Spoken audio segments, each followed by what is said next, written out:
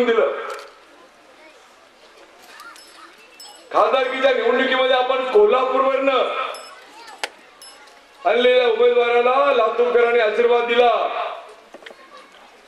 तिथं जवळचे तिथलेच धोकी काय लांब आहे का? कोल्हापूरकरांना आणून आपण इथं 20,000 लीड दिला तर डोकीच्या माणसाला किती रे राशी जोरात आहे सध्या, खाली उतरायला तयार नाही. 1 लाख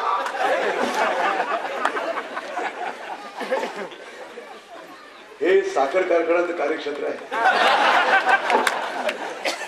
1 नाही 2. आणि आता उसाला तर काही बघूच नाही, एवढे पैसे मिळणार आहेत की आता मोजायला माणूस